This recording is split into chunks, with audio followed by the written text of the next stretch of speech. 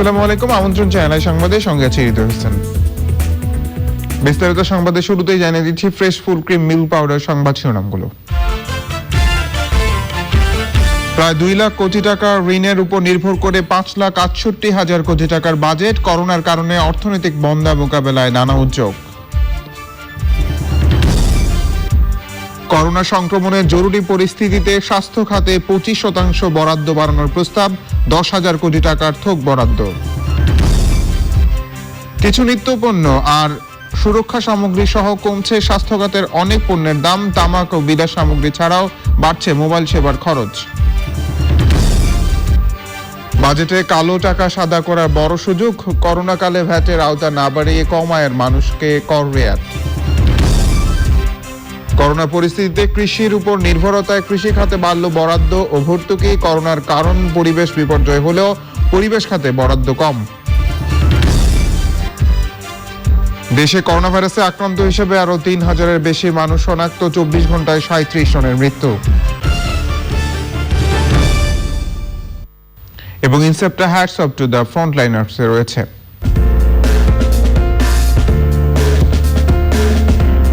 Corona মোকাবেলায় Comilla police super Syed Nurul ইসলামের ব্যতিক্রমী উদ্যোগের খবর।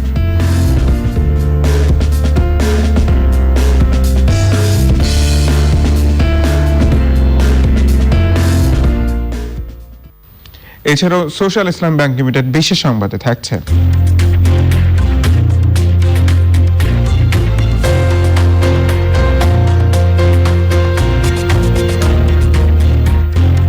করোনার এই সময়ে বয়স্কদের জন্য মানসিক স্বাস্থ্য বিষয়ক পরামর্শের খবর।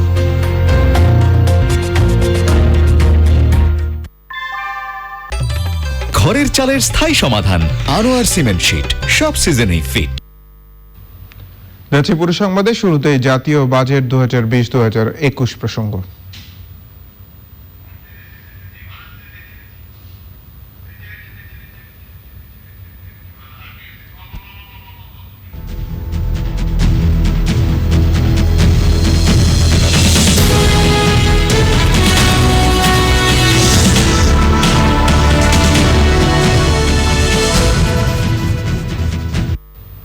বহু বছর পর জাতীয় বাজেট দিতে গিয়ে অর্থমন্ত্রীকে সাহসী হতে হলো।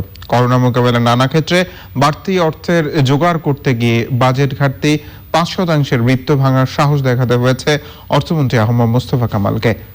আয় কত হবে সেটা নিয়ে খুব বেশি না ভেবে অভ্যন্তরীণ চাহিদা ও যোগান ঠিক রাখতে জিডিপির 6% অর্থাৎ 1,90,000 কোটি টাকার ধার দেনার প্রস্তাব করেছেন তিনি। অর্থমন্ত্রীর আশা, কর, রাজস্ব এবং অনুদান থেকে আয় হবে 3,82,013 কোটি টাকা। এই দুই খাতের প্রাপ্তি থেকে আগামী অর্থ বছরে তার ব্যয় পরিকল্পনা 5,68,000 কোটি। রিজভি নওয়াজের রিপোর্ট। মহামারী করোনা গোটা দুনিয়ার চেনা জানা অনেক কিছুই পাল্টে দিয়েছে। বাদ যায়নি বাংলাদেশে বাজেট উত্থাপন প্রক্রিয়াও। বাজেট পেশকে ঘিরে যে উৎসব, তার রং কিছুটা ফিকে বৈকি। মন্ত্রিসভায় বাজেট অনুমোদন থেকে শুরু করে সংসদ নেতা প্রধানমন্ত্রী শেখ হাসিনাকে সঙ্গে নিয়ে সংসদে প্রবেশ, সবখানেই বাড়তি সতর্কতা। এমনকি সংসদের ফ্লোরে সদস্যদের উপস্থিতিও অনেক কম, কেবল কোরাম পূরণ করা। মাননীয় স্পিকার, আপনাকে ধন্যবাদ। অর্থমন্ত্রী হিসেবে দ্বিতীয় আর দেশের হয়ে 49তম বাজেট তৈরি করতে গিয়ে ব্যয় এবং আয়ের হিসাব মেলানো অত সহজ ছিল না এবার, কারণ করোনা ভাইরাস। গত 3 মাস ধরে অর্থনীতির চাকা থেমে আছে বলা যায়। কাজেই চলতি অর্থ বছরে রাজস্ব আয়ের লক্ষ্যমাত্রা দুবার সংশোধনের পরও পূরণ হচ্ছে না বলাই যায়। কিন্তু খরচ তো আর থেমে নেই, সুতরাং ধার দেনাই ভরসা। আগামী অর্থ বছরে 5,68,000 কোটি টাকার ব্যয় পরিকল্পনার শুরুতেই তাই দক্ষ হিসাববিদ আহমদ মুস্তফা কামালকে ভাবতে হয়েছে আয় নিয়ে। মাননীয় স্পিকার, কোভিড-19-এর প্রভাবে বাংলাদেশের স্বাস্থ্য খাতে যে জরুরি এবং অপ্রত্যাশিত আর্থিক প্রয়োজন দেখা দিয়েছে তা মেটাতে এবং অর্থনীতির বিভিন্ন খাতে যে ক্ষয়ক্ষতি হয়েছে তা পুনরুদ্ধারের কৌশল বিবেচনায় নিয়ে মূলত 2020-21 অর্থ বছরের বাজেট প্রস্তুত করা হয়েছে। মাননীয় স্পিকার, আগামী 2020-2021 অর্থ বছরে মোট রাজস্ব আয় প্রাক্কলন করা হয়েছে 3,78,000 কোটি টাকা। এর মধ্যে জাতীয় রাজস্ব বোর্ড উৎস হতে 3,30,000 কোটি টাকা এবং অন্যান্য উৎস হতে 48,000 কোটি টাকা সংগ্রহ করা হবে। আয়ের হিসাব মেলাতে গিয়ে অর্থমন্ত্রী দেখেছেন সব মিলে আয় হতে পারে 3,82,013 কোটি টাকা, কিন্তু ব্যয়ের হিসাবটা তো আরও অনেক বেশি, 5,68,000 কোটি। বাকি 1,90,000 কোটি টাকার জন্য তাকে ভর করতে হয়েছে দেশের ব্যাংক থেকে ধার দেনার ওপর, আর এ কারণেই ঘাটতি ছাড়িয়েছে 5% বৃত্ত। মাননীয় স্পিকার, বাজেটের আকার প্রাক্কলন করা হয়েছে 5,68,000 কোটি টাকা, যা জিডিপির 17.9%। বাজেট ঘাটতির পরিমাণ দাঁড়াবে 1,90,000 কোটি টাকা, যা জিডিপির 6%। এখানে উল্লেখ্য, এই হার গত বাজেটে ছিল 5%। বাজেটে আয়ের অন্যতম ভরসার জায়গা কর রাজস্ব। এর মধ্যে সিংহভাগ যোগান দেবে জাতীয় রাজস্ব বোর্ড এনবিআর। এর সঙ্গে ট্যাক্সের বাইরের প্রাপ্তি এবং বিদেশি অনুদান, সব মিলে আয় 3,82,013 কোটি টাকা। অনুদান বাদে ঘাটতি 1,90,000 কোটি টাকাকেও আয় হিসেবেই দেখিয়েছেন অর্থমন্ত্রী। এর বড় অংশ নেওয়া হবে ব্যাংক থেকে ঋণ হিসেবে। ব্যাংক বহির্ভূত ঋণও আছে 25,000 কোটি, যার উৎস সঞ্চয় প্রকল্প। 5,003 কোটি টাকা আসবে অন্য খাত থেকে। 5,68,000 কোটি টাকার ব্যয় পরিকল্পনা বিশ্লেষণ করে দেখা গেছে অনুন্নয়ন বা পরিচালন ব্যয় 3,48,180 কোটি টাকা আর উন্নয়ন ব্যয় 2,15,043 কোটি টাকা। উন্নয়ন ব্যয়ে বার্ষিক উন্নয়ন কর্মসূচি এডিপি 2,05,145 কোটি টাকা, এডিপি বহির্ভূত প্রকল্পে 4,722 কোটি, কাজের বিনিময়ে খাদ্য কর্মসূচি 2,654 কোটি টাকা এবং অন্য স্কিমে 2,522 কোটি টাকা। উন্নয়ন ও পরিচালন ব্যয়ের সব মিলে 5,68,000 কোটি টাকার মধ্যে অর্থমন্ত্রী সবচেয়ে বেশি টাকা খরচ করবেন জনপ্রশাসন অর্থাৎ সরকারি কর্মকর্তা কর্মচারীদের পেছনে। সহজ করে এভাবে বলা যায়, মোট ব্যয় অর্থাৎ বাজেট যদি 100 টাকা ধরা হয়, তবে তার 19.9 টাকায় যাবে জনপ্রশাসনে। শিক্ষা ও প্রযুক্তি খাতে যাবে 15.1 টাকা। এরপর সবচেয়ে বেশি অর্থ দরকার হবে সুদ পরিশোধে, 11 টাকার কিছু বেশি। পরিবহন ও যোগাযোগ খাতে 11.4 টাকা, স্থানীয় সরকার ও পল্লী উন্নয়ন 7 টাকা, প্রতিরক্ষায় 6.1 টাকা, সামাজিক নিরাপত্তা ও কল্যাণ বাবদ 5.6 টাকা, কৃষিতে 5.3 টাকা, স্বাস্থ্যে 5.1 টাকা, জ্বালানি ও বিদ্যুৎ খাতে 4.7 টাকা, জনশৃঙ্খলা ও নিরাপত্তায় 5 টাকা। এরপর রয়েছে গৃহায়ন, বিনোদন, সংস্কৃতি ও ধর্ম, শিল্প, অর্থনৈতিক সার্ভিস এবং বিবিধ ব্যয়। 5,68,000 কোটি টাকার বাজেট পেশ করে অর্থমন্ত্রী বলেছেন, স্বাস্থ্য খাতের নাজুক অবস্থা চোখে আঙুল দিয়ে দেখিয়ে দিয়েছে করোনা। রাষ্ট্রের অর্থমন্ত্রী হিসেবে এই অব্যবস্থাপনা বড় পীড়া দিয়েছে তাকে। কাজেই দেশের মানুষকে স্বপ্ন দেখিয়েছেন দীর্ঘমেয়াদী পরিকল্পনা দিয়ে। বরাদ্দ বাড়িয়েছেন প্রায় 6,000 কোটি টাকা। বাজেটে আরেক গুরুত্বের জায়গা কৃষি। করোনাকালে কৃষিকে আরও গুরুত্ব দিতে শতভাগ যন্ত্রের ব্যবহার বাড়িয়ে উৎপাদন খরচ কমাতে চান অর্থমন্ত্রী। আমাদের বিশ্বাস, মাননীয় প্রধানমন্ত্রীর দিক নির্দেশনায় রচিত এই বাজেটের হাত ধরেই ইনশাল্লাহ আমরা শীঘ্রই পূর্বের উন্নয়নের ধারায় ফিরে যাব। যে অমানিসার অন্ধকার আজ আমাদের চারপাশকে ঘিরে ধরেছে, মহান আল্লাহর কৃপায় সেটি কেটে যাবে। আমরা মহান আল্লাহর রহমতে ফিরে পাবো স্বাভাবিক জীবন এবং ফিরে পাবো একটি আলোকিত সকাল। অর্থনীতিতে করোনার প্রভাব কি হবে তা এখনই বলতে পারছেন না কেউ, তবে অনুমান করা যায় বেশ ভোগাবে। কাজেই দেশের ভেতরে চাহিদা ও যোগান চাঙ্গা রেখে 2008 সালের মতো মন্দা মোকাবেলা করতে চায় বাংলাদেশ। এজন্য সরকার ঘোষিত প্রণোদনার অর্থ উদ্যোক্তারা সর্বোচ্চ ব্যবহার করবেন, প্রত্যাশা অর্থমন্ত্রীর। আর অর্থমন্ত্রী পাশে চান গোটা দেশের মানুষকে। আজীবন সংগ্রামী মানুষ আহমদ মুস্তফা কামাল। দারিদ্র্য, প্রতিকূল পারিপার্শ্বিকতা সবকিছুকে মোকাবিলা করে একের পর এক সাফল্যকে হাতের মুঠোয় পুরেছেন তিনি। সৃষ্টিকর্তার রহমত আর দেশের মানুষকে সঙ্গে নিয়ে এই মহামারীর কবল থেকে অর্থনীতি বাঁচানোর চেষ্টায়ও সফল হবেন, আশাবাদ অর্থমন্ত্রীর। মাননীয় স্পিকার, শেষ করার আগে মহান আল্লাহর কাছে আমার একটি বিনীত প্রার্থনা। ইয়া হাইয়ু ইয়া কাইয়ুমু বিরহমাতিকা আস্তাগীজ, ইয়া হাইয়ু ইয়া কাইয়ুমু বিরহমাতিকা আস্তাগীজ। হে আমাদের প্রভু, এই মেহরবানি করে আমরা যে আমাদের রহমত থেকে কখনো বঞ্চিত করো না। আমরা তোমার রহমতের উপর ভরসা করে তোমার কাছে সাহায্য প্রার্থনা করছি। তাবারাকাল্লাযী বিয়াদিল মুলক ওয়া হুয়া আলা কুল্লি শাইইন কাদির ওয়া সালামুন আলাল মুরসালিন ওয়া আলহামদুলিল্লাহি রাব্বিল আলামিন। মাননীয় স্পিকার, আপনাকে অশেষ ধন্যবাদ। এই মহান জাতীয় সংসদে উপস্থিত সকল সদস্যবৃন্দকে। করোনার এই ক্রান্তিকালে সবার প্রতি অর্থমন্ত্রীর অনুরোধ ভীত বা আতঙ্কিত না হওয়ার, বিভ্রান্তি এড়িয়ে ধৈর্য এবং সাহসের সাথে পরিস্থিতি মোকাবিলা করার আহ্বান জানিয়ে বাজেট বক্তৃতা শেষ করেন অর্থমন্ত্রী আহমদ মুস্তফা কামাল।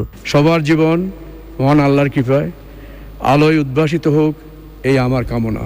মাননীয় স্পিকার, আপনাকে অশেষ ধন্যবাদ। ধার করে ঘি খাওয়া বাংলায় প্রবাদটি নেতিবাচক অর্থেই বেশি ব্যবহৃত হয়। তবে বাংলাদেশের মতো একটি উন্নয়নশীল দেশে, যেখানে সম্পদের সীমাবদ্ধতা অনেক বেশি, চাহিদা তার চেয়েও বেশি, এরকম একটি দেশে অর্থমন্ত্রীকে বাজেট করার সময় ধার দেনার উপর ভর করতেই হয়। আর এবার করোনা মহামারী এসে সেই ধার দেনা খানিকটা বাড়িয়েছেন অর্থমন্ত্রী। তার প্রত্যাশা, দেশের সব মানুষকে সঙ্গে নিয়ে এই করোনার কবল থেকে অর্থনীতিকে বাঁচিয়ে আশার আলো জাগাবেন আবারও। রিজভিন আওয়াজ, চ্যানেল আই, জাতীয় সংসদ ভবন, ঢাকা। করোনা ভাইরাস সংক্রমণ পরিস্থিতিতে স্বাস্থ্য ঝুঁকি বেড়ে যাওয়ায় গত অর্থবছরের চেয়ে 2020-21 অর্থবছরে স্বাস্থ্য খাতে 25% বরাদ্দ বাড়ানোর প্রস্তাব করা হয়েছে। স্বাস্থ্যসেবা ও পরিবার পরিকল্পনা খাত মিলিয়ে 41,027 কোটি টাকা বরাদ্দেরও প্রস্তাব করেছেন অর্থমন্ত্রী। আর করোনা মোকাবেলায় 10,000 কোটি টাকার থোক বরাদ্দ রাখা হয়েছে।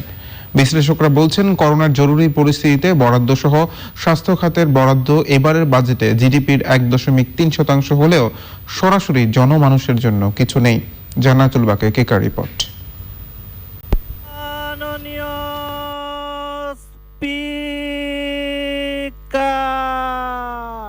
স্বাস্থ্যসেবা খাতের জন্য 2020-21 অর্থবছরে 22,883 কোটি টাকা বরাদ্দের প্রস্তাব করেছেন অর্থমন্ত্রী। আর স্বাস্থ্য শিক্ষা ও পরিবার পরিকল্পনা বিভাগের জন্য বরাদ্দ 6,362 কোটি টাকা। আমরা 2020-2021 অর্থবছরের বাজেট বক্তৃতা কোভিড-19 চলমান মহামারী মোকাবেলায় জরুরি ভিত্তিতে বিশ্বব্যাংক ও এশীয় উন্নয়ন ব্যাংকের সহায়তায় দুটি প্রকল্প নেওয়া হয়েছে। COVID-19 emergency response and pandemic preparedness এবং কোভিড-19 রেসপন্স এমার্জেন্সি অ্যাসিস্ট্যান্স খাতে প্রায় 3,000 কোটি টাকা বরাদ্দ রয়েছে।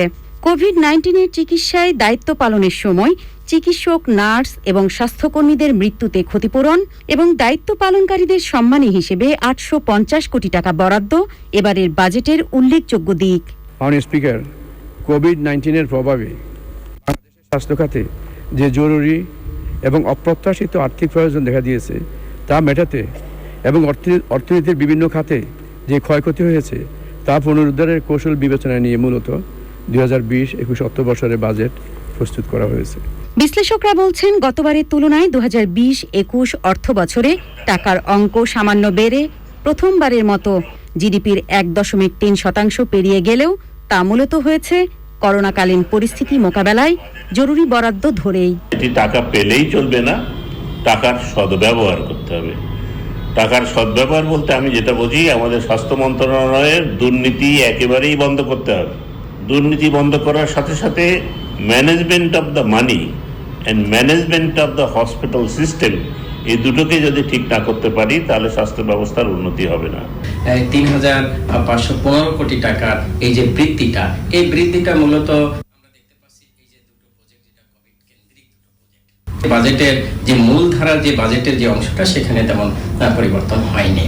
আর অন্যদিকে যে 10,000 কোটি টাকা যে থোক বরাদ্দ রাখা হয়েছে, সেটা একদিকে যেমন ভালো, কারণ ইমার্জেন্সি মিট করার জন্য কোথায় কি কাজে লাগবে সেটা একটা ভালো জিনিস।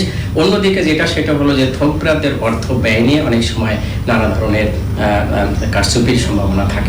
করোনাকালের বৈশ্বিক এই মহামারীর সময়ে এদেশের স্বাস্থ্য খাতের অব্যবস্থাপনা চরমভাবে চোখে পড়েছে। সংশ্লিষ্টরা বলছেন, এদেশের স্বাস্থ্য খাতের সবচেয়ে বড় দুর্বলতা অব্যবস্থাপনা। এরই মধ্যে এবারের স্বাস্থ্য বাজেটে গতবারের তুলনায় 25% বরাদ্দ বাড়ানো হয়েছে। তবে বিশেষজ্ঞরা বলছেন, অব্যবস্থাপনা এবং দুর্নীতি প্রতিরোধ করা না গেলে স্বাস্থ্য বাজেটের সুফল জনমানুষের কাছে পৌঁছাবে না। জাতীয় সংসদ ভবন থেকে জান্নাতুল বাকিয়া কেকা, চ্যানেল আই। বাজেটে হাজার হাজার কোটি টাকার হিসাব ও বিভিন্ন খাতে বরাদ্দের মতো জটিল বিষয়ের চেয়ে সাধারণ মানুষের আগ্রহ থাকে জিনিসপত্রের দামের উপর কি প্রভাব পড়ল সেদিকে। এবার করোনা ভাইরাস সংক্রমণ পরিস্থিতিতে স্বাস্থ্য খাতের বিভিন্ন পণ্যের দাম কমলেও মোবাইল ফোন ব্যবহার সহ নানা ক্ষেত্রে খরচ বেড়েছে। বিস্তারিত জানাচ্ছেন মাসুদ শাকিল। করোনা ভাইরাস সংক্রমণ মোকাবেলায় প্রয়োজনীয় সামগ্রী নিয়ে বাজেটে প্রভাব থাকবে এই নিয়ে আগে থেকেই আলোচনা ছিল। কাঁচামালে মূসক কমানোয় দাম কমবে COVID-19 testing kit, PPE, surgical mask, gloves এবং স্যানিটাইজারের। কৃষির উপর জোর দেওয়ায় কৃষি যন্ত্রপাতির আমদানি শুল্ক কমানো হয়েছে। দাম কমবে পোলট্রি, মৎস্য, ডেয়ারি সামগ্রীর। দাম কমবে চাল, আটা, পেঁয়াজ, চিনির।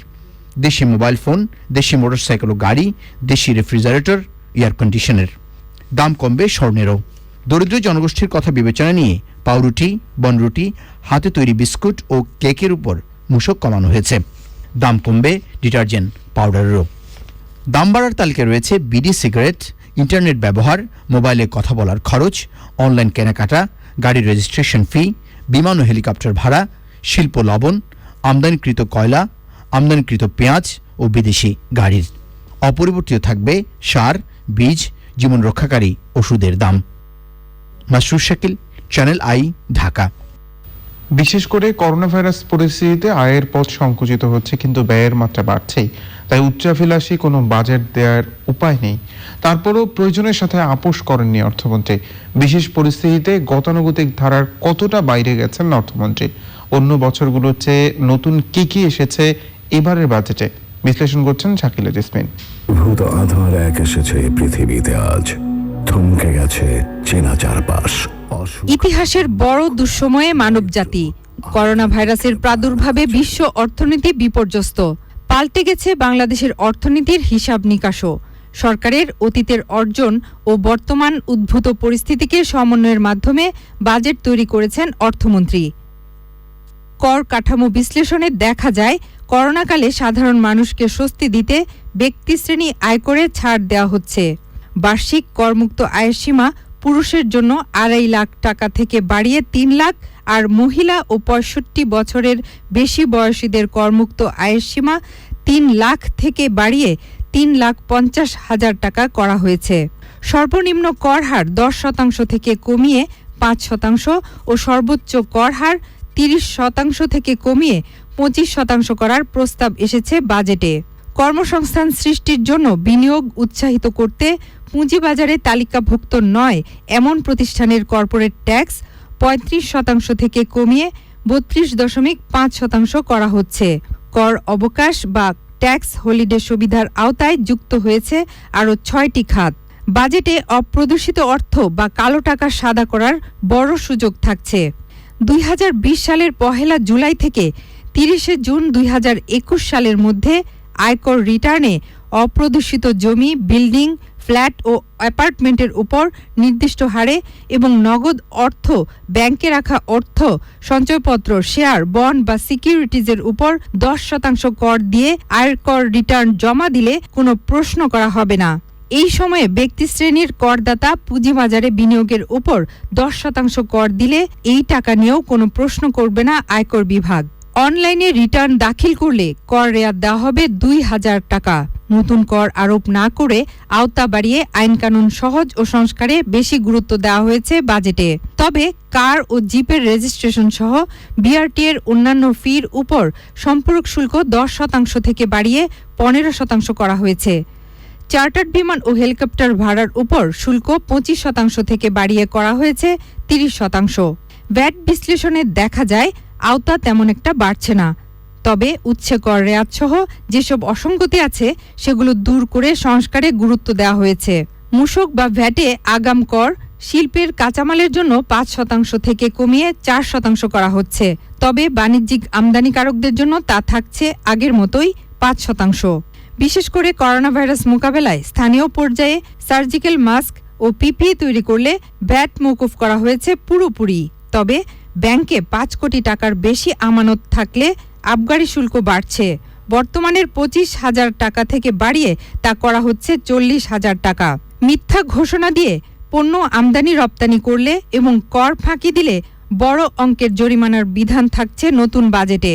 যে পরিমাণ প্রদর্শিত বিনিয়োগ ভুয়া হিসেবে প্রমাণিত হবে তার উপর 50% হারে কর দিতে হবে। দেশ থেকে অর্থ পাচার রোধে এই পদক্ষেপ নেওয়া হচ্ছে। সামাজিক সুরক্ষায় নজর দিলে দেখা যায় বিভিন্ন মন্ত্রণালয়ের মাধ্যমে চলমান সামাজিক নিরাপত্তা কর্মসূচিগুলো অব্যাহত রাখা হচ্ছে। করোনা পরিস্থিতিতে সামাজিক নিরাপত্তা কর্মসূচিতে সর্বমোট 81,000 কোটি টাকা থেকে বাড়িয়ে 95,574 কোটি টাকা বরাদ্দের প্রস্তাব আছে, যা জিডিপির 3% বেশি। একই কারণে কর্মহীন জনগণের সামাজিক সুরক্ষায় গুরুত্ব দেওয়া হয়েছে। 10 টাকা দামে চাল বিতরণ সহ বিনামূল্যে চাল সরবরাহ, ভিজিডি, ভিজিএফ ও ওএমএস কার্যক্রম অব্যাহত রাখতে বাড়ানো হচ্ছে বরাদ্দ। বয়স্ক, বিধবা ও মাতৃত্বকালীন সহ অন্যান্য ভাতাভোগীর সংখ্যা বর্তমানে চেয়ে প্রায় 8.5 লাখ বাড়ানোর প্রস্তাব এসেছে। এসব ভাতার আওতায় আনা হচ্ছে দারিদ্র্যপীড়িত 100 উপজেলায় শতভাগ যোগ্য সুবিধাভোগীদের। যোগ হবে 5 লাখ নতুন উপকারভোগী। এ খাতে অতিরিক্ত বরাদ্দ 300 কোটি টাকা। বাজেট উপস্থাপন করে অর্থমন্ত্রী যে দিক নির্দেশনা দিয়েছেন তার মূল কথা হলো অর্থনৈতিক মন্দা কাটিয়ে আগের উন্নয়নের ধারাবাহিকতায় ভবিষ্যতের কাঙ্ক্ষিত ভিত রচনা করতে চান তিনি।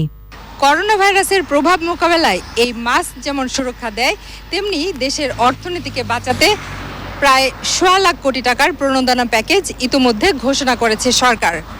এখন সবচেয়ে বড় চ্যালেঞ্জ, এই প্রণোদনা যাদের উদ্দেশ্যে দেওয়া হলো তাদের কাছে হয়রানিমুক্তভাবে পৌঁছে দেওয়া। দ্বিতীয় বিশ্বযুদ্ধের পর সবচেয়ে বড় অর্থনৈতিক মন্দার শিকার হতে যাচ্ছে বিশ্ব। এই অবস্থায় সরকারের এই অর্থনৈতিক প্যাকেজ ঘোষণা দেশে বিদেশে প্রশংসা পেয়েছে। 2008 সালে অর্থনৈতিক মন্দা যেভাবে বাংলাদেশ মোকাবেলা করেছে নিজস্ব অর্থনৈতিক পরিকল্পনার মাধ্যমে, এবারও এই যাত্রায় ঘুরে দাঁড়াবে বাংলাদেশ, এমনটাই আশা করা হচ্ছে। আর সে পথেই হাঁটছেন অর্থমন্ত্রী, এই বিশ্বাস সংশ্লিষ্টদের। জাতীয় সংসদ ভবন থেকে Shakila jasmine, channel I, Dhaka.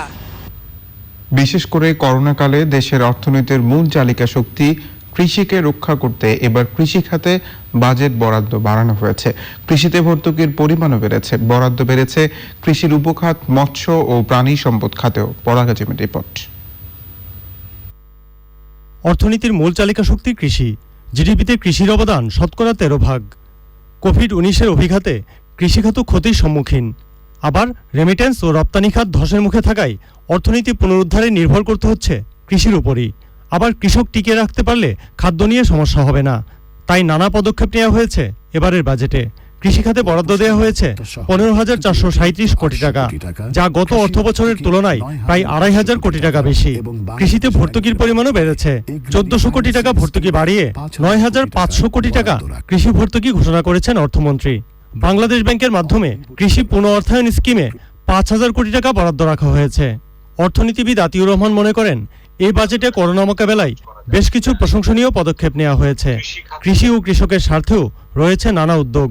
কৃষি খাতেও গুরুত্ব দেওয়া হয়েছে। বছর বলা হয়েছে যে কৃষি খাদ্য যোগান দেবে, খাদ্য নিরাপত্তা দেবে, সেই জন্য আমরা কৃষির উপরে খুব গুরুত্ব দিচ্ছি। কোনো সামান্য জমিও পতিত রাখা যাবে না। নানা রকমের ইনসেন্টিভ দিয়েছে, মেকানাইজেশনের উপর দিয়েছে। কিন্তু কৃষি যদি ভালো করে তাহলে আমাদের মানুষের ভেতরের চাহিদা তারাই পূরণ করবে। যদি খাদ্যের দাম কম থাকে তাহলে শ্রমিক কম মূল্যে কাজ করতেও প্রস্তুত আছে। সেই জন্য আমার কৃষিতে আরো গুরুত্ব দেওয়ার প্রয়োজন আছে এবং এমন কৃষির উপরে গুরুত্ব দিতে হবে যেই কৃষি প্রকৃতি বান্ধব। কয়েক বছর ধরে কৃষি বাজেট কৃষকের বাজেটের মাধ্যমে কৃষকের চাওয়াগুলো সরকারের নীতি নির্ধারণী পর্যায়ে পৌঁছে দিচ্ছেন কৃষি উন্নয়নে গণমাধ্যম ব্যক্তিত্ব শাইখ সিরাজ। বাজেটে কৃষিক্ষেত্রে এর কতটুকু প্রতিফলন হয়েছে জানতে চাওয়া হয়েছিল তার কাছে। মাননীয় অর্থমন্ত্রীকে ধন্যবাদ জানাই এ কারণে যে এই প্রথম ডিজিটালি একটা নান্দনিক উপস্থাপনার মধ্য দিয়ে তিনি বাজেট পেশ করলেন। সঙ্গত কারণেই কোভিডের এই সময়ে স্বাস্থ্য, শিক্ষা, কৃষি এগুলো অগ্রাধিকার পেয়েছে। কৃষি যে বিষয়গুলো সবচাইতে সামনে এসছে এবং যেগুলোর দিকে গুরুত্ব দিয়েছে সেটা হচ্ছে অব্যাহতভাবে ভর্তুকিটা দিয়ে যাওয়া, সারের দাম যেখানে ছিল সেখানে স্থিতিশীল সেখানেই রাখা, এটা কৃষকের চাষবাসের জন্য আগামীতে অনেক বেশি প্রণোদনা যোগাবে। দ্বিতীয়ত হচ্ছে যে কর্মসংস্থানের জায়গাগুলোকে গুরুত্ব দেওয়া হয়েছে, কৃষিক্ষেত্রে কর্মসংস্থানের একটা বড় সুযোগ আছে, সেটার ইঙ্গিত এখানে রয়েছে। তৃতীয়ত হচ্ছে যে মেকানাইজেশন, কৃষির যে যান্ত্রিকীকরণের কথা আমরা দীর্ঘদিন যাবৎ বলে আসছিলাম, বিশেষ করে আমি আমার অনুষ্ঠানের মাধ্যম দিয়ে, যান্ত্রিকীকরণ একই সাথে যে ডিজিটাল টেকনোলজিগুলো কৃষির সাথে সম্পৃক্ত করা, কৃষি স্বাস্থ্য শিক্ষা একদিকে, আরেকদিকে হচ্ছে যে কৃষি, মৎস্য, গবাদি পশু পালন, পল্লী উন্নয়ন, খাদ্য নিরাপত্তা, সব মিলিয়ে বাজেটের আকারটা গত বছরের চাইতে 2-2.5 কোটি টাকা হয়তো বেড়েছে। কিন্তু আমি যেটাকে সবচেয়ে বেশি গুরুত্ব দেব যে কৃষির এই বরাদ্দটা এখানেই যেন সীমিত না থাকে, পর্যায়ক্রমে কৃষির যখন যেটা লাগে সেই ধারাবাহিকতাটা যেন অব্যাহত থাকে, আর ঋণ বিতরণ কার্যক্রমটা যাতে আরও সুষ্ঠু এবং আরও বেশি এটার ভেতরে আমাদের জবাবদিহিতা আনা এবং এখানে গুড গভর্নেন্সের বিষয়টা অনেক বেশি জরুরি। অতএব সব কিছু মিলিয়ে কৃষির অগ্রাধিকার বাজেটে কিছুটা পরিলক্ষিত হয়েছে। কৃষির উপখাত মৎস্য ও প্রাণী সম্পদ খাতেও বাজেট বরাদ্দ বেড়েছে। এ খাতে বরাদ্দ দেওয়া হয়েছে 3,193 কোটি টাকা, যা গত বছরের চেয়ে 662 কোটি টাকা বেশি। ৬৬ কোটি নির্ধারণ করা হয়েছে। পরাগ আজিম, চ্যানেল আই, ঢাকা। করোনা সংক্রমণ পরিস্থিতির জন্য পরিবেশ বিপর্যয়কে দায়ী করা হলেও আগামী অর্থ বছরের বাজেটে খাতটি উপেক্ষিতই থাকলো। পরিবেশ, বন ও জলবায়ু পরিবর্তন মন্ত্রণালয়কে 1,246 কোটি টাকা বরাদ্দের প্রস্তাব করা হয়েছে। আর গেল অর্থ বছরের চেয়ে কিছু বাড়িয়ে এবার শিক্ষা খাতে বরাদ্দ দেওয়া হয়েছে 66,401 কোটি টাকা। শ্রমিক আমাদের রিপোর্ট। বিশ্ব স্বাস্থ্য সংস্থার মতে প্রকৃতিকে ধ্বংস করে উন্নয়ন, কৃষিতে মাত্রাতিরিক্ত রাসায়নিক ব্যবহার এবং বন উজাড় করে বন্যপ্রাণী খাওয়া, হত্যা ও বাণিজ্যিক ব্যবহারের সরাসরি ফল করোনা ভাইরাসের এই মহামারী। বিশ্লেষকরা বলছেন, সংকট মোকাবেলা এবং করোনা পরবর্তী স্বাভাবিক অবস্থা ফিরিয়ে আনতে পরিবেশকে গুরুত্ব দেওয়া হয়নি এবারের বাজেটে। উন্নয়ন ও অনুন্নয়ন খাত মিলে বাজেটে বরাদ্দ প্রস্তাব করা হয়েছে 1,246 কোটি টাকা। উন্নয়নের জন্য বরাদ্দ দেওয়া হয়েছে মাত্র 600 কোটি টাকা। গত 2 উন্নয়ন বাজেটে বরাদ্দ ছিল যথাক্রমে 481 কোটি এবং 667 কোটি টাকা। গেল অর্থবছরের চেয়ে উন্নয়ন অনুন্নয়ন মিলে বরাদ্দ 170 কোটি টাকা বাড়লেও উন্নয়ন বাজেটে 2020-21 অর্থবছরে বরাদ্দ কমেছে 86 কোটি টাকা। বাজেট বক্তৃতায় পরিবেশ সংরক্ষণ, জলবায়ু পরিবর্তনের প্রভাব মোকাবেলা, দূষণ নিয়ন্ত্রণ ও জীববৈচিত্র্য সংরক্ষণের পাশাপাশি উপকূলীয় এলাকায় সমুদ্রপৃষ্ঠের উচ্চতা বৃদ্ধিকে গুরুত্ব দেওয়ার কথা বলা হয়েছে।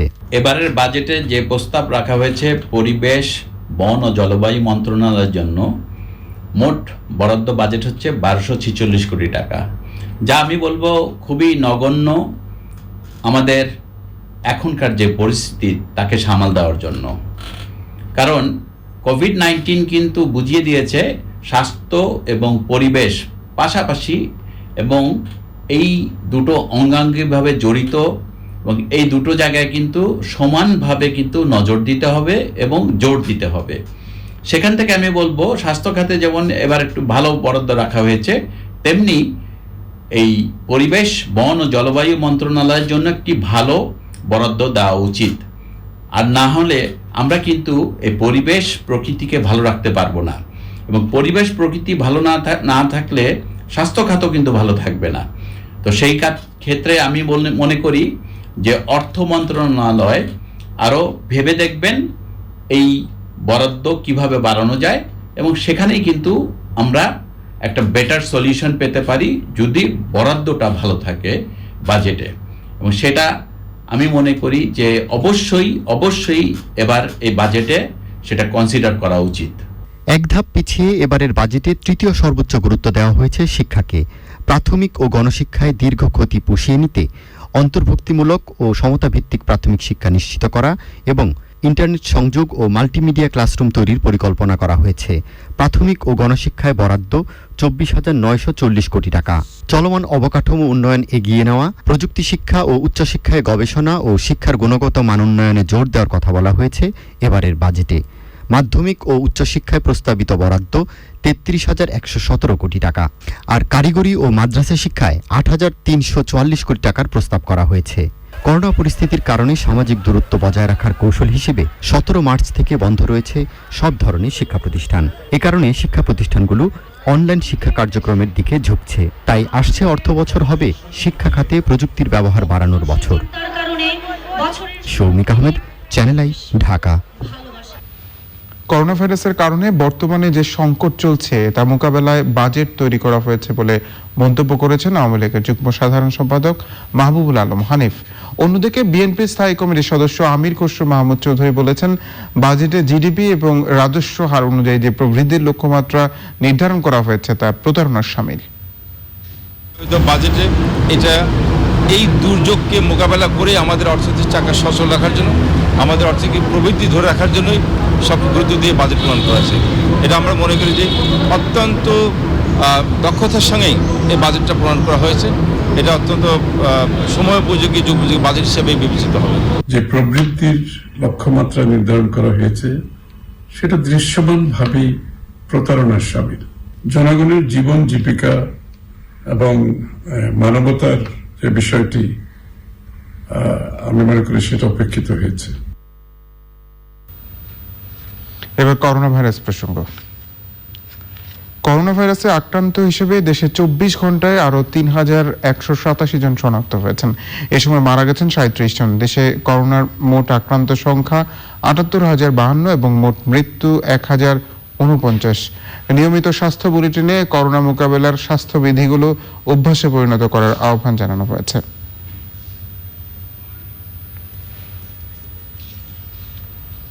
যা পরীক্ষা হয়েছে তাতে শনাক্ত হয়েছে 3187 জন। শনাক্তের হার 20.210 এবং এ পর্যন্ত শনাক্ত 78,052 জন। গত 24 ঘন্টায় সুস্থ হয়েছেন 848 জন। এ পর্যন্ত সুস্থ হয়েছেন 16,747 জন। শনাক্ত বিবেচনা সুস্থতার হার 21.46%। গত 24 ঘন্টায় মৃত্যুবরণ করেছেন 37 জন। এ পর্যন্ত মৃত্যুবরণ করেছেন 1049 জন। শনাক্ত বিবেচনায় মৃত্যুর হার 1.34%। যারা মৃত্যুবরণ করেছেন তাদের মধ্যে 30 জন পুরুষ এবং নারী 7 জন। বয়স বিবেচনায় 31 থেকে 40 বছরের 2 জন, 41 থেকে 50 বছর 4 জন, 51 থেকে 60 বছর 8 জন, 61 থেকে 70 22 জন, 71 থেকে 80 বছরের 1 জন। হাসপাতালে মারা গেছেন 28 জন এবং বাসায় মারা গেছেন 9 জন। এবার ইনসেপ্টার hats off to the ফ্রন্টলাইনার্স।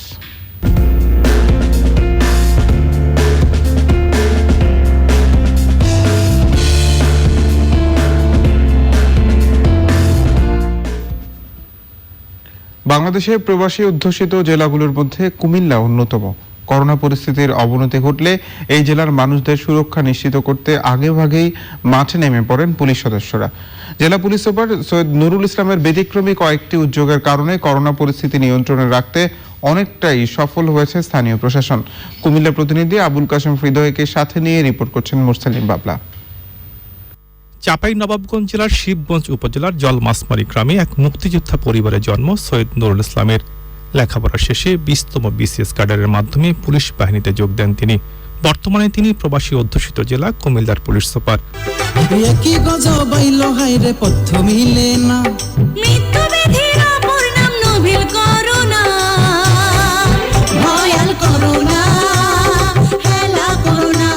Corona পরিস্থিতির অবনতি ঘটলে জেলাবাসীকে বাঁচাতে শুরুতেই ব্যতিক্রমী উদ্যোগ গ্রহণ করেন তিনি।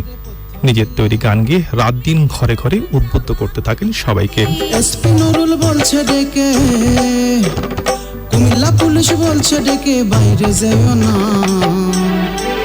ভয়াল করোনা। প্রবাসীদের হোম কোয়ারেন্টাইন নিশ্চিতের পাশাপাশি মানুষকে ঘরে রাখতে জেলার 18টি থানায় নিত্যপণ্যের ভ্রাম্যমাণ দোকান স্থাপন করে জেলা পুলিশ। সাশ্রয়ী মূল্যে পুলিশ সদস্যরা নিজেরাই ঘরে ঘরে গিয়ে খাদ্য সামগ্রী পৌঁছে দিয়ে আসে। মানুষকে ঘরে থাকার পরামর্শ দেওয়া হলো, তখন আমরা চিন্তা করলাম যে মানুষ যেন ঘরে বসে তার নিত্য প্রয়োজনীয় সামগ্রী পেতে পারে। তো সেই কারণে আমরা 18টা থানাতে 18টা মোবাইল গাড়িতে 3 টনি ট্রাকে করে আমরা মোবাইল শপ চালু করলাম এবং আমরা স্লোগান দিলাম যে আপনার পুলিশ আপনার দরজায়। যেমন হঠাৎ করে একজন স্কুলের একটা ক্লাস 10-এ পড়া একটা মেয়ে আমাকে ফোন দিল যে স্যার আমাদের ঘরে কোনো খাবার নেই, আমরা কাউকে বলতে পারছি না, আমার মা টিউশনি করে সংসার চালাতো, স্যার এখন টিউশনই নেই।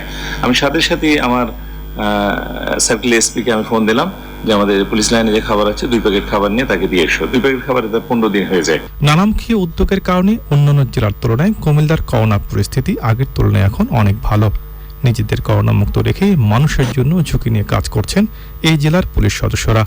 যখন একজন করোনা রোগীকে গ্রামের মানুষ রিসিভ করছে না, তার আত্মীয় স্বজন তাকে রিসিভ করছে না, তার জানাজায় যাচ্ছে না, কোথায় দাফন হবে সেই বিষয়গুলো টেক কেয়ার করছে না, কিন্তু পুলিশ কিন্তু ঠিকই এগুলো টেক কেয়ার করছে। এই যে প্রত্যেকটা মানুষকে কোয়ারেন্টাইনে রাখার ক্ষেত্রে পুলিশের যে শ্রম এবং পুলিশের যে সাহসিকতা, যে করোনা আক্রান্ত সে যেন বাড়ির বাইরে কোথাও পালিয়ে যে অন্যকে আক্রান্ত করতে না পারে, সেটাও কিন্তু পুলিশ পাহারা দিচ্ছে, কন্টিনিউয়াসলি পাহারা দিচ্ছে। করোনা যুদ্ধে এই সম্মুখ সারির যোদ্ধাকে আমরা স্যালুট জানাই। Hats off to the frontliners. Morsalim Babla, channel I, Dhaka. এবার গার্ডিয়ান লাইফ ইন্স্যুরেন্স করোনা সর্বশেষ।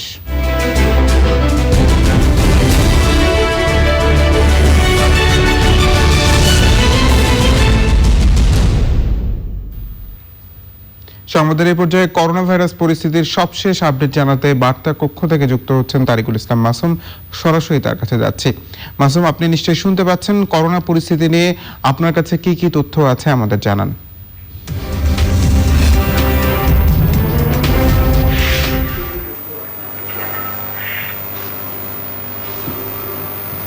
ধন্যবাদ হৃদয়। আবারও 72 ঘন্টা পর্যবেক্ষণে আছেন বাংলাদেশ স্পেশালাইজ হাসপাতালের চিকিৎসাধীন সাবেক স্বাস্থ্যমন্ত্রী আওয়ামী লীগ প্রেসিডেন্ট সদস্য মোহাম্মদ নাসিম। এর আগেও তাকে 72 ঘন্টা পর্যবেক্ষণে রাখা হয়েছিল, কিন্তু নির্ধারিত সময় পার হলেও তার কোনো উন্নতি না হয় আবারও চিকিৎসকরা 72 ঘন্টা পর্যবেক্ষণে রাখার সিদ্ধান্ত নিয়েছেন। পরপর 2টি টেস্টে করোনা নেগেটিভ রেজাল্ট আসলেও শারীরিক অবস্থার কোনো উন্নতি হয়নি, তবে তিনি ঝুঁকিমুক্ত নন। বর্তমানে তিনি লাইফ সাপোর্টে আছেন। গণস্বাস্থ্যের প্রতিষ্ঠাতা ডাক্তার জাফরুল্লাহ চৌধুরী নিউমোনিয়ার কিছুটা উন্নতি হলেও তার শরীরে আগে কৃত্রিমভাবে যে অক্সিজেন দিতে হতো তার পরিমাণ কমানো হয়েছে। গণস্বাস্থ্য হাসপাতালেই তার চিকিৎসা চলছে। প্রতিদিনই কিডনি ডায়ালাইসিস করা হচ্ছে, রক্তচাপ নিয়ন্ত্রণে আছে। এ পর্যন্ত 3 ব্যাগ প্লাজমা দেওয়া হয়েছে। রক্ত পরীক্ষার রিপোর্ট দেখা যাচ্ছে ফুসফুসে ইনফেকশন সামান্য কমেছে, যদিও করোনা ভাইরাস এখনো পজিটিভ। আগের তুলনায় খাবারের ইচ্ছা এবং পরিমাণ বেড়েছে। জ্বর নেই, তবে বুকে যথেষ্ট কফ কাশি আছে। গলা ব্যথা এবং শ্বাসকষ্ট একটু কমলেও প্রায় সব সময়ই কম বেশি অক্সিজেন নিতে হচ্ছে। নারায়ণগঞ্জের রূপগঞ্জ উপজেলার রূপগঞ্জ ইউনিয়নকে আগামীকাল শুক্রবার থেকে লকডাউন ঘোষণা করা হচ্ছে। গত 24 ঘন্টায় আইনশৃঙ্খলা বাহিনীর 104 জন করোনা আক্রান্ত শনাক্ত হয়েছেন। বগুড়ায় করোনা আক্রান্ত হয়ে 3 জন মারা গেছেন। জ্বর করোনা উপসর্গ নিয়ে সিলেটে 2 জন, জামালপুরে 1 জন মারা গেছেন। নমুনা সংগ্রহ করে যথাযথ নিয়মে দাফন করা হয়েছে। নোয়াখালীতে করোনা আক্রান্ত হয়ে 3 জনের মৃত্যু হয়েছে। নতুন আরও শনাক্ত 73 জন, মোট আক্রান্ত 1174 জন। পাবনায় নতুন 33 জন করোনা আক্রান্ত শনাক্ত হয়েছেন। জেলায় মোট আক্রান্ত শনাক্ত 133 জন, আর করোনা উপসর্গ নিয়ে মারা গেছেন 1 জন। পাবনায় গণপরিবহন সহ সব জায়গায় সামাজিক দূরত্ব বা স্বাস্থ্যবিধি মানা হচ্ছে না। রংপুর মেডিকেল কলেজের পরীক্ষায় র্যাব, পুলিশ সহ নতুন করে আরও 31 জন করোনা আক্রান্ত শনাক্ত হয়েছেন। আক্রান্তদের মধ্যে রংপুরের 20 জন। রংপুরে মোট আক্রান্ত শনাক্ত 550 জন। কুড়িগ্রামে 3 জন এবং গাইবান্ধায় 8 জন নতুন করে আক্রান্ত শনাক্ত হয়েছেন। দিনাজপুরের বিরামপুরে 1 জন চিকিৎসক সহ আজ করোনা আক্রান্ত শনাক্ত হয়েছেন 22 জন। জেলায় মোট করোনা আক্রান্ত শনাক্ত 383 জন, মৃত্যু হয়েছে 7 জনের পর্যন্ত। পটুয়াখালীতে 12 জন করোনা আক্রান্ত শনাক্ত হয়েছেন। জেলায় মোট আক্রান্ত শনাক্ত 125 জন। করোনা উপসর্গ নিয়ে পটুয়াখালীর রূপালী ব্যাংকের 1 জন কর্মকর্তা মারা গেছেন। নমুনা সংগ্রহ করে কোভিড প্রোটোকলে তাকে দাফন করা হয়েছে। করোনায় নতুন করে যারা আক্রান্ত হচ্ছেন তাদের করোনা রিপোর্ট পেতে, টেস্ট রিপোর্ট পেতে দেরি হয় এবং শরীরে কোনো উপসর্গ না থাকায় তারা স্বাস্থ্যবিধি না মেনেই ঘুরে বেরিয়েছেন, ঘরের বাইরে বেরিয়েছেন। এটা জানিয়েছেন আমাদের পটুয়াখালী প্রতিনিধি এনায়েতুর রহমান। বরগুনায় নতুন করে 3 জন করোনা আক্রান্ত শনাক্ত হয়েছেন। জেলায় মোট আক্রান্ত শনাক্ত 101 জন। ওয়ার্ল্ডোমিটারের তথ্য অনুযায়ী সারা বিশ্বে করোনা ভাইরাসে আক্রান্ত শনাক্ত হয়েছেন 75,34,391 জন। মোট সুস্থ হয়েছেন 38,19,359 জন। মারা গেছেন 4,21,136 জন। করোনা আক্রান্ত রোগীর সংখ্যা বিবেচনায় যুক্তরাষ্ট্র এখনো 1 নম্বরে আছে। 20,47,438 জন আক্রান্ত শনাক্ত নিয়ে। এরপরে ব্রাজিল, রাশিয়া আর ভারত 4 নম্বরে উঠে এসেছে, যুক্তরাজ্যকে পেছনে ফেলে। যুক্তরাজ্য, স্পেন 7 নম্বরে, ইতালি 8-এ পেরু, জার্মানি এবং ইরান যথারীতি 10 নম্বরে এসেছে। আর ওয়ার্ল্ডোমিটারের আক্রান্তের তালিকায় বাংলাদেশ এখন 19 নম্বরে আছে। আক্রান্তের সংখ্যা 78,052 জন আর 83,700 57 জন আক্রান্ত নিয়ে 18 নম্বরে অবস্থান করছে চীন। হৃদয়, এই ছিল করোনা সংক্রান্ত সর্বশেষ আপডেট। আমার কাছে নতুন কোনো তথ্য থাকলে আপনার মাধ্যমে জানিয়ে দেব। ধন্যবাদ মাসুম। প্রিয় দর্শক, আমাদের সঙ্গে যুক্ত হয়েছিলেন তারিকুল ইসলাম মাসুম বার্তা কক্ষ থেকে করোনা পরিস্থিতির সবশেষ আপডেট জানাতে। সংবাদের এই পর্যায়ে নিচ্ছে অশোক লিলেন ইফাত বিরতি। আর বিরতির পর জানিয়ে ফিরছি করোনা ভাইরাস সংক্রান্ত ভুল তথ্য প্রচারে ইউরোপ। বিরতির পর আবারও আমন্ত্রণ চ্যানেল সংবাদে। দেশে 16 জুন থেকে আন্তর্জাতিক রুটে ফ্লাইট চলাচল শুরু হচ্ছে। স্বাস্থ্যবিধি ও বাংলাদেশ বেসামরিক বিমান চলাচল কর্তৃপক্ষের নীতিমালা মেনে সীমিত পরিসরে ফ্লাইট চলাচল শুরু হবে। প্রথম পর্যায়ে বিমান বাংলাদেশ এয়ারলাইন্স ঢাকা লন্ডন রুটে এবং কাতার এয়ারওয়েজ দোহা ঢাকা রুটে ট্রানজিট যাত্রী পরিবহন করবে। আন্তর্জাতিক রুটে আকাশপথে যাত্রী চলাচলের নিষেধাজ্ঞা শিথিল করে আগামী 16 জুন থেকে সীমিত পরিসরে বিমান চলাচল শুরু হবে। বর্তমান বিরাজমান পরিস্থিতির কারণে বিমান বাংলাদেশ এয়ারলাইন্স ঢাকা যুক্তরাজ্য ঢাকা এই রুটে যাত্রী পরিবহন করতে পারবে এবং কাতার এয়ারওয়েজ দোহা ঢাকা দোহা এই রুটে শুধুমাত্র ট্রানজিট প্যাসেঞ্জার পরিবহন করতে পারবে। নিউজ টাটা আন্তর্জাতিক সংবাদ।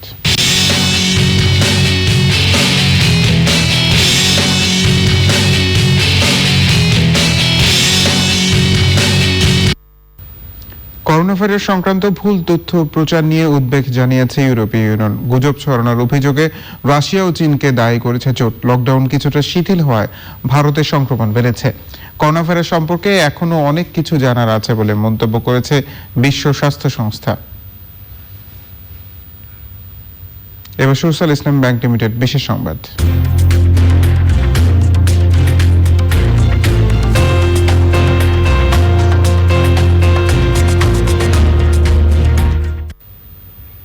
করোনা পরিস্থিতিতে মানসিক স্বাস্থ্য নিয়ে চ্যানেল আইয়ের ধারাবাহিক পরামর্শে আজ থাকছে ফ্রন্টলাইনারদের কথা।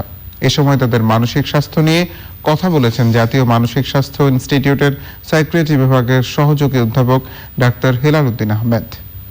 যারা ডাক্তার, নার্স, পুলিশ, সাংবাদিক, সেনাবাহিনী সদস্য এবং অন্যান্য জরুরি পরিষেবায় নিয়োজিত রয়েছেন, তাদের উপরে মানসিক চাপটা অনেক বেশি। তারা সবচেয়ে ঝুঁকি নিয়ে কাজ করেন, ভাইরাসের মুখোমুখি হয়ে কাজ করেন এবং অনেক সময় তাদের কাজের জন্য সঠিক যে একটি প্রশংসা সেটিও কিন্তু তারা অনেক সময় পান না। সবকিছু মিলে তীব্র চাপের মধ্যে কাজ করতে যেয়ে তাদের কিন্তু মানসিক চাপটি বেড়ে যায় এবং তাদের মধ্যে স্ট্রেস, উদ্বিগ্নতা, আতঙ্ক এবং বার্ন আউটের পরিমাণ অনেক বেড়ে যায়। আমরা বলবো এই সময়ে একজন ফ্রন্টলাইন ওয়ার্কার, বিশেষ করে চিকিৎসক, নার্স, সাংবাদিক, পুলিশ, তাদের যদি মানসিক স্বাস্থ্যকে ভালো রাখতে হয়, প্রথমত তাদের নিজেদের যত্ন নিতে হবে। তারা নিজেরা রুটিন করে কাজ করবেন, একটানা বেশিক্ষণ কাজ না করার চেষ্টা করবেন, কাজের ফাঁকে ফাঁকে বিশ্রাম নেবেন এবং কাজের সময় তারা কিন্তু পরিবার, পরিজন, স্বজনদের সাথে টেলিফোন, মোবাইল বা অন্যান্য যে কোনো মাধ্যমে তারা কিন্তু যোগাযোগ রক্ষা করার চেষ্টা করবেন। আমরা বলবো এই সময়ে তাদেরকে আমাদেরকে প্রশংসা করতে হবে, তাদেরকে কোনো ধরনের মনোকষ্টে ফেলা যাবে না। এবার গার্ডিয়ান লাইফ ইন্স্যুরেন্স অর্থনীতি সংবাদ।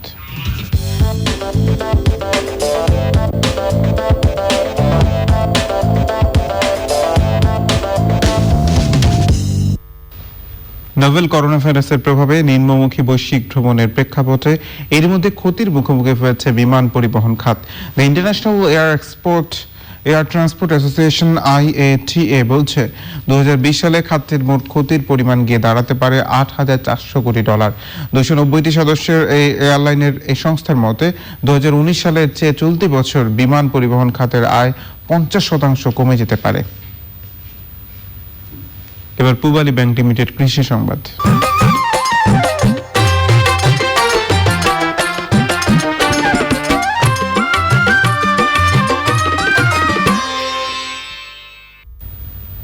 উত্তরের শস্য ভান্ডার দিনাজপুরে করোনা পরিস্থিতিতে শ্রমিক সংকট নিরসনে কম্বাইন্ড হারভেস্টার মেশিনে বোরো ধান কাটা, মাড়াই ও ঝাড়াই চলছে। এতে কৃষকের শ্রম, সময় ও অর্থ সাশ্রয় হচ্ছে। সরকারি ভর্তুকি দিয়ে কম্বাইন্ড হারভেস্টারের মাধ্যমে এই কার্যক্রম চলছে বলে জানিয়েছে কৃষি বিভাগ। এখন দেখবেন প্রকৃতি সংবাদ।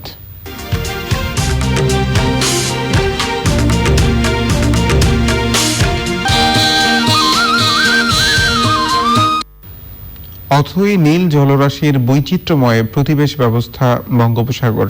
এই উপসাগরের অর্থনৈতিক ও পরিবেশগত ভূমিকা অপরিসীম। হাজারো প্রাণ বৈচিত্র্যে ভরপুর এই সাগরের জীববৈচিত্র্য সংরক্ষণের লক্ষ্যে বাংলাদেশের একমাত্র সামুদ্রিক রক্ষিত এলাকা ঘোষণা করা হয়েছে। সামুদ্রিক রক্ষিত এলাকা নিয়ে বিস্তারিত প্রতিবেদন দেখবেন আজ রাত 11:30 প্রকৃতি ও জীবন অনুষ্ঠানে। এবার এক্সিম ব্যাংক বাণিজ্য সংবাদ।